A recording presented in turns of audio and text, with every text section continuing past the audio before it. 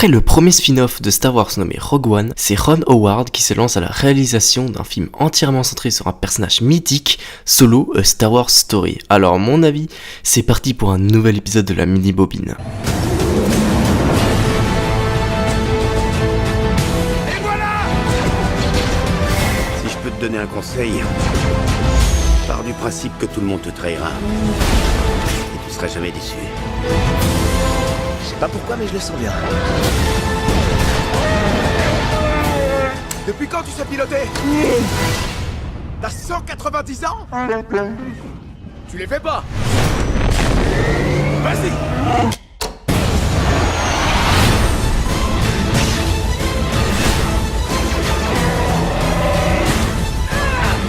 Je suis trop contente d'être là!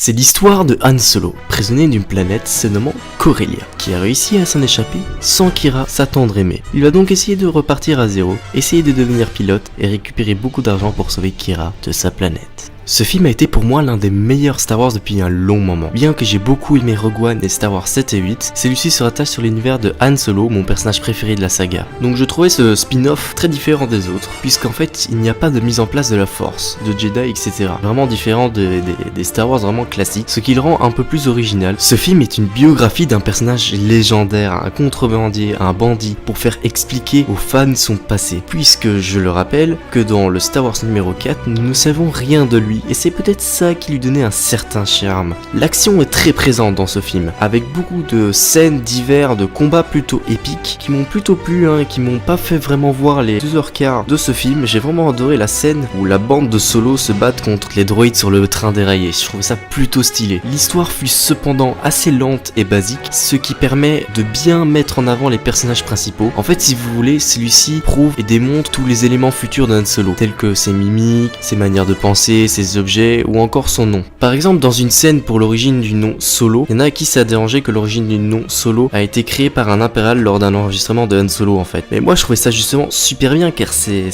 bête quoi, c'est un bête nom par un bête soldat impérial qui va nommer une légende future qui va aider la rébellion. Je trouvais ça plutôt anecdotique et plutôt réaliste et sympa. Cependant, la chute à la fin où il y a une succession d'imprévus tels que par exemple Qi'ra qui devient entre-temps apprenti de Dark Maul, bah ça m'a plutôt surpris en fait, et j'ai plutôt aimé. Et on pouvait pas vraiment s'y attendre puisque tout le début de l'histoire était déjà prévisible. J'ai beaucoup aimé le message de ce film, ce gros message sur la thématique de la liberté, comme avec le robot L3 qui veut défendre les droits des robots, et je trouvais ça marrant. Et c'était peut-être un petit clin d'œil de notre peur. En fait, ce film joue beaucoup sur cette notion de liberté, et c'est ça qui a uni tous les personnages entre eux. Niveau technique, il y a franchement rien à dire, c'est juste nickel. J'ai beaucoup aimé cette mise en évidence de l'obscurité qui va augmenter la réalité au film. Quant aux personnages, ils sont vraiment attachant, et c'est pour ça que je trouvais ça dommage qu'on ne parlait pas un peu plus de certains personnages tels que Val par exemple, la femme de Beckett, qui est très intéressante. Le jeu des acteurs quant à lui est très bien maîtrisé. Donald Glover, celui qui joue Lando Calrissian, est juste excellent. Quant à Alden Ehrenreich qui joue Han Solo, il a bien réussi à incarner son personnage comme aurait pu faire Harrison Ford en tant que Han Solo. Le décor était juste magnifique, j'ai beaucoup aimé voir tous ces horizons, et j'ai plutôt kiffé la planète avec les orages où il y avait une sorte de mini trou noir avec un énorme monstre à côté. C'était plutôt stylé. D'ailleurs, niveau point de vue, il y a une chose que j'ai beaucoup aimé, c'est de voir le point de vue impérial, puisque dans tous les Star Wars, on était habitué à voir le point de vue des entre guillemets gentils, et cette fois-ci, ça a un peu changé, puisque Han Solo s'est engagé en tant que soldat. J'ai plutôt aimé cette altération. J'ai l'impression qu'il y avait une sorte de parallélisme de l'Empire galactique au nazisme, quand on voyait tous les multiples écrans partout défiler des images pour les rejoindre, les esclaves innocents détruire des planètes sans aucune raison, et les tranchées, tout ça, bah,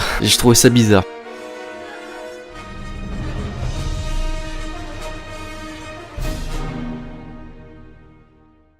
Alors, ce film, il est bien? Je vais tout simplement dire qu'il n'est pas très bien, mais il est excellent. Ce fut une très grande surprise, puisque je doutais un peu du film. J'avais un peu peur qu'il soit bâclé et mal réalisé, et je me suis trompé encore une fois. Et c'est pour ça que j'ai fait un épisode de la mini-bobine. Étant un grand fan de Star Wars, de cette saga mythique, j'ai été époustouflé par ce film. De gros progrès techniques ont été réalisés, ainsi qu'un scénario qui tient la route. Je suis un grand fan du personnage Han Solo, joué par Harrison Ford, qui est mon acteur préféré que je rêve de rencontrer. Et ce film m'en a raconté plus sur ce personnage, plus sur le sens qu'il a dans la trilogie originale, plus culte sur Star Wars tout court. Ron Howard a bien géré la réalisation pour réunir tous les éléments d'un bon film. Mais ce film ne fait pas seulement bêtement raconter la vie d'un personnage, il en crée de nouveaux, qui, eux, à leur tour, pourront avoir leur propre histoire.